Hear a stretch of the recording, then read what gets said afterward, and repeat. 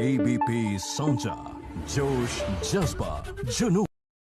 Doctor Paul, आज आपने एक प्रेस रिलीज इशू किया है मिथ्स एंड फैक्ट्स के ऊपर। लोगों में अभी भी कंफ्यूजन है कि बच्चों को लेकर हम क्या अब ट्रायल स्टेज पर है वैक्सीन, या फिर अभी वो भी शुरू नहीं हुआ, क्योंकि कुछ रिपोर्ट्स आई थी कि थर्ड वेव की तैयारी में, अगर थर्ड वेव में बच्चों को ज्यादा इफेक्ट कर सकता है। इनफैक्ट इन वन स्टेट तो पीडियाट्रिक हॉस्पिटल्स भी ज्यादा रैंप अप कर रही हैं कि अगर बच्चों को इफेक्ट हो जाता है तो where are we and what is the confusion about this?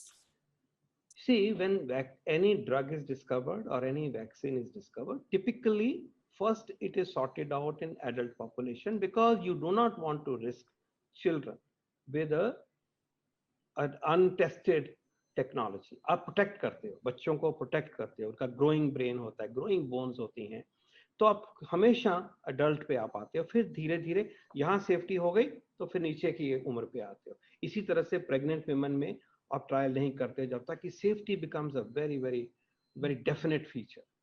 तो उसी तरह से जो वैक्सीन बने उन्होंने पहले यहाँ तक सॉर्ट आउट किया, अब उसके नीचे आए। फाइजर का वैक्सीन अभी अभी लाइसेंस हो गया है कि आप छोटी उम्र को दे सकते हैं, और एक दो देश इसको शुरू कर देंगे, किसी भी टाइम पे शुरू हो सकता है।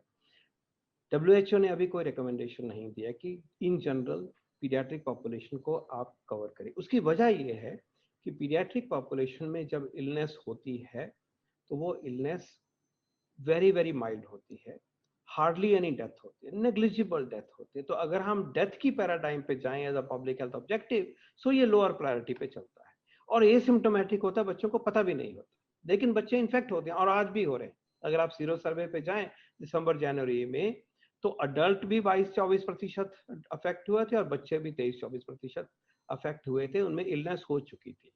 Having said that, it stands to logic कि बच्चे भी इवेंचुअली वैक्सीन के लिए कवर होने चाहिए, सेफ वैक्सीन से कवर होने चाहिए, and this will always be and this has been always on our radar screen.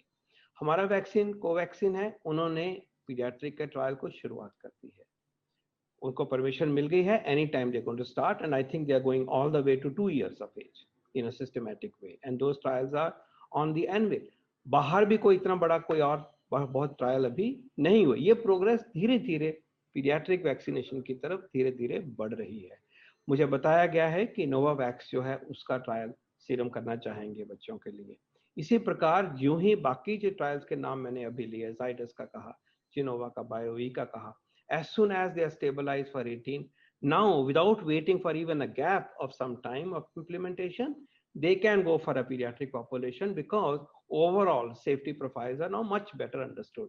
So short answer, we are mindful of how to move forward with pediatric vaccination, and this is a question that the world is discussing and the scientific community, all of us are discussing. B, systematically pediatric vaccination trials will happen, and the one that we have developed in our country, उन्होंने ये काम शुरू कर दिया है। दूसरे vaccine भी उसी तरह से आगे बढ़ने चाहिए और ये साफ क्लियर होती जाएगी picture. And at an appropriate time, जब ये सेफ्टी प्रोफाइल कंफर्म होता है कि बच्चों को रिस्क नहीं है और उनको वैक्सीन मिलना चाहिए, we will be much ahead of most countries in doing so, I can assure you that. अंत में डॉक्टर पॉल सिर्फ एबीपी साझा, जोश जज्बा जुनून।